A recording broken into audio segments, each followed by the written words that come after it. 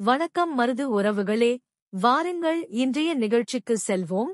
வரும் 2026 சட்டமன்ற பொதுத் தேர்தலில் யார் வெற்றி பெறப் போகிறார்கள் என்ற எதிர்பார்ப்பு எல்லோரின் மனதிலும் இருந்து வருகிறது.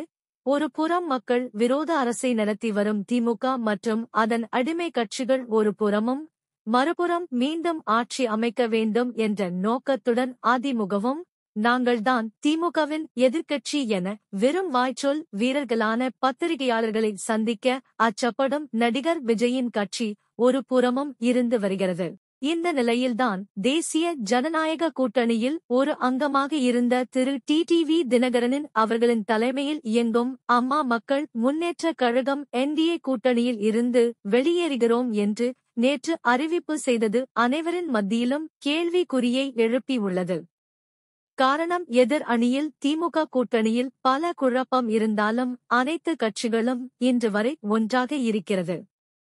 ஆனால் திமுக கூட்டணியை வீழ்த்தும் அளவு வல்லமை கொண்ட ஒரே கட்சி என்றால் தற்போதைய நிலையில் அது அதிமுக கூட்டணிதான். ஆனால் NDA கூட்டணியில் இருந்து அமமுக வெளியேறுகிறது என்றால் அது அதிமுக பாஜக கூட்டணிக்கு பாதிப்பா என்றால் கண்டிப்பா பாதிப்பு தான். கடந்த 2021ஆம் ஆண்டு நடந்த சட்டமன்ற பொதுத் தேர்தலில் அதிமுகவின் வெற்றி வாய்ப்பை பல இடங்களில் அமமுக தடுத்தது. அப்படி இருக்கையில் திரு தினகரன் அவர்களால் வெற்றி பெற்று ஆட்சி அமைக்க முடியாது. ஆனால் அதிமுகவின் வெற்றியை பாதிக்கும் ஒரு ஸ்பாய்லர் ஆகஸ்ட் இருப்பார். அவர் கூட்டணி குறித்து வரும் டிசம்பர் மாதம் அறிவிக்கிறேன் என்று கூறியுள்ளார். அவருக்கு இருக்கும் இரண்டே வாய்ப்புகள். நடிகர் விஜய் கட்சியுடன் கூட்டணி வைக்க வேண்டும். ஆனால் நடிகர் விஜயின் கட்சி போதுவரை நிரூபிக்க படாத கட்சி. இட்ஸ் ஆன் டெஸ்டட் பார்ட்டி, அதாவது காற்றில் கட்டப்பட்ட கோட்டைதான். அந்த கட்சியின் செயல்பாடுகளும் சொல்லிக் கொள்ளும்படி இல்லை. அவர் கண்டிப்பாக திமுக கூட்டணிக்கு செல்ல மாட்டார். அடுத்து மீண்டும் பாஜக தலைமை திரு தினகரன் அவர்களை அழைத்து பேசி மீண்டும் NDA கூட்டணியில் இணைக்கும் முயற்சி மேற்கொள்ளலாம்.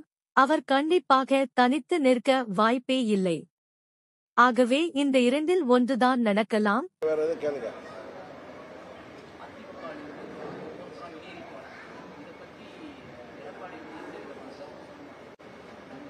அதை பற்றி நான் என்ன கருத்து சொல்லுறது, அதாவது துரோகம் என்றைக்கும் வென்றதாக சரித்திரமில்லை. அதே நேரத்தில் அம்மாவின் தொண்டர்கள் அனைவரும் ஒன்றிணைய வேண்டும் என்கிற ஒரே நோக்கத்தோடு நாங்கள் இத்தனை காலம் பொறுமையாக இருந்தோம். ஆனால் அதற்கு வாய்ப்பில்லை என்பதை தெரிந்தவுடன் நாங்கள் 26 சட்டமன்ற பொதுத் தேர்தலுக்கு அம்மா மக்கள் முன்னேற்ற கழகம் எங்களது வழியில் நாங்கள் வந்துவிட்டோம். அவ்வளவுதான்.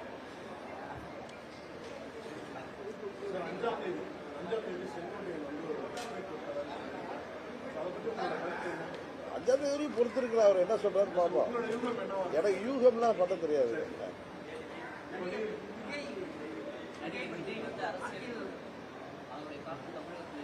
நான் அன்னைக்கே சொன்னேன், விஜயகாந்த் அவர்கள் 2006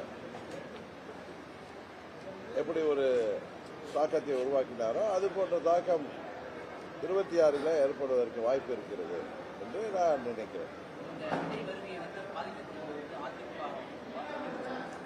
எல்லா கட்சிகளுக்குமே ஒரு திரைப்படத்துறையிலிருந்து திரு விஜயகாந்த் வந்தப்ப எல்லா கட்சிகளையும் பாதித்த போது இந்த முறை எல்லா கட்சிகளுக்கும் பாதிப்பு வரும் தான் அன்னைக்கு சொன்னேன்.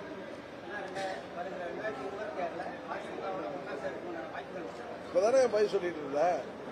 அம்மாவின் தொண்டர்களும் ஓர் அணியில் இணையணும்னு நானும் இதுவரை அதுக்கு வாய்ப்பு இருக்கும் என்று எதிர்பார்த்தேன். அது இல்லை, துரோகம் தலைவிரித்தாடுகிறது. அது கடந்த 1.5 மாதமா பார்த்தா துரோகம் ஊருக்கு ஊரு போய் ஆணவம் அகங்காரம் பிடித்து சவுண்ட் பார்ட்டி மாதிரி ஒவ்வொரு ஊரா போயிட்டு வர்றதை பார்த்ததும் இதற்கு திருந்துவதற்கு வாய்ப்பே இல்லை. ஏதோ துரோகம் தாங்கள் செய்தது சரி என்பதை போல ஒரு எண்ணத்தை உருவாக்கி வருவதை எப்படி அம்மா மக்கள் முன்னேற்ற கழக தொண்டர்கள் ஏற்றுக்கொள்வார்கள்? அதனால்தான் நாங்கள் அம்மாவின் தொண்டர்கள் அனைவரும் ஓரணியில் இணைய வேண்டும் என்பதற்காக நாம் காத்திருந்தது. அது இனியும் காத்திருப்பது சரியல்ல என்பதை உணர்ந்து எங்கள் தொண்டர்கள் நிர்வாகிகளின் விருப்பத்திற்கேற்ப நாங்கள் எங்கள் வழியிலே செல்கிறோம்.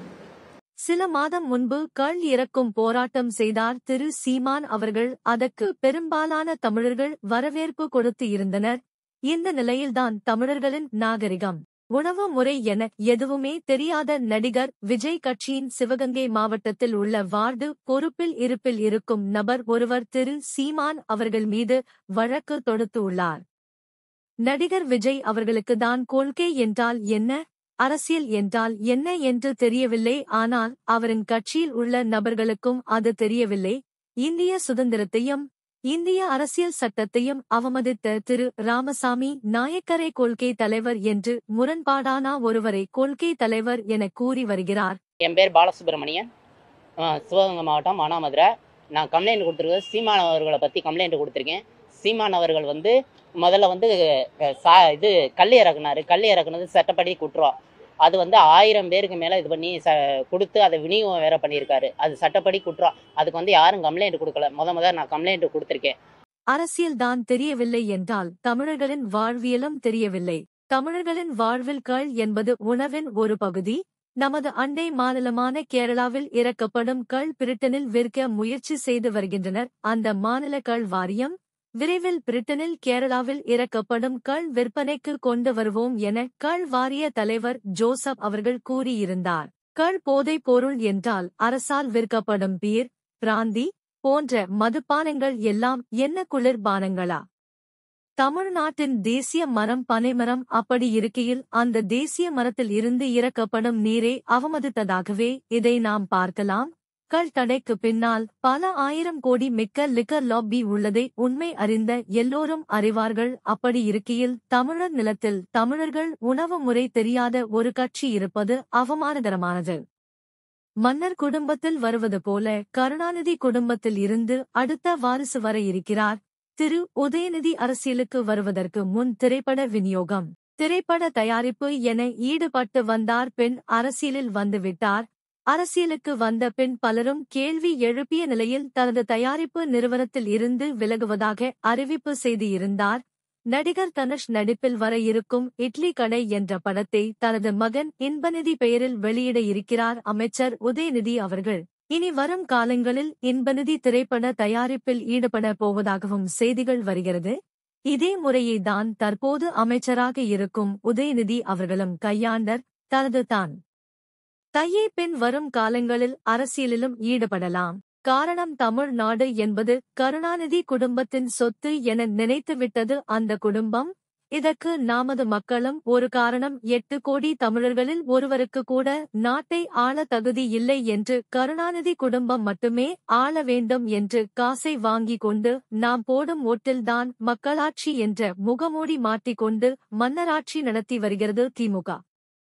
மக்கள் கட்டும் வரி பணத்தில் உல்லாச சுற்றுலா சென்று உள்ள திரு ஸ்டாலின் மற்றும் அவரது மனைவி என இருவருக்கும் மக்களின் குறை தெரியுமா? ஊதியம் குறைப்பு கூடாது என போராடிய தூய்மை பணியாளர்களை காவல்துறை வைத்து அடித்து போராட்டத்தை கலைத்த மக்கள் விரோத திமுக அரசின் முதல்வர் அதே மக்கள் கட்டும் வரி பணத்தில் குடும்ப சுற்றுலா சென்று இருப்பது என்பது மக்களை அவமதிக்கும் செயலே. இனியும் மக்கள் திமுக என்ற ஊழல் கட்சிக்கு வாக்கு செலுத்தினால் அது வருங்கால தலைமுறையின் வாழ்க்கையை கேள்விக்குறியாக்கிவிடும்.